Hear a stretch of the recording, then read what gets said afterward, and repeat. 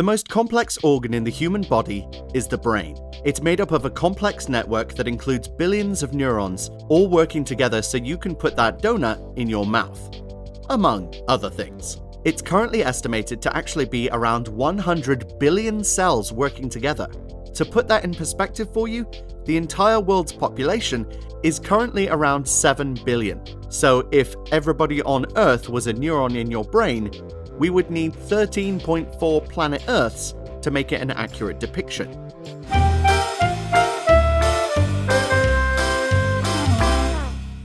Every single one of those 100 billion neurons fires off nerve impulses at 1,000 impulses a second.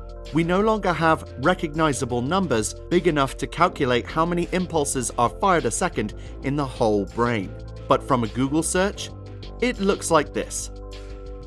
If we consider the billions of neurons firing around in there, you would think it would comprise more than 2% of our mass. No, it's actually made up of 73% water. But my word, it takes up a lot of energy to keep it going. In fact, 20% of all energy entering your body is used up by the brain. It also uses about 20% of your oxygen intake. One of the most commonly known facts, we're told, is that we only use about 10% of our brain.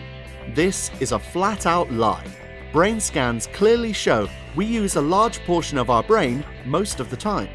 Another myth is that we have more neurons in our brains than all of the stars in the Milky Way. Again, this isn't true. We have roughly 100 billion neurons, but there are believed to be between 200 and 400 billion stars in our galaxy. Different sections of the brain control different things. This was first discovered when a rail worker named Phineas Gage had an accident in the workplace that he could probably claim compensation for if TV adverts are anything to go by. He basically blew a hole in his brain. Kinda. An explosion caused a rod to penetrate his cheek and come out at the top of his head. He lost sight in his left eye, but apart from that, there were no other physical repercussions. Mentally, though, things started to change. He became rude, socially irresponsible, and reckless. This was when it was discovered that the frontal lobe of the brain mainly deals with personality traits. What about Matilda? Is it actually possible to move things with our mind? Yes. Kinda. Companies have been developing programming software for the severely disabled that would pick up on the signals from the brain and transform them into movements.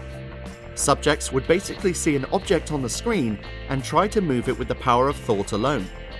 We can then see what parts were activated and create a signal that would be able to turn switches on and off remotely. It may not be the same as throwing things across the classroom, but still, it's a step in the right direction.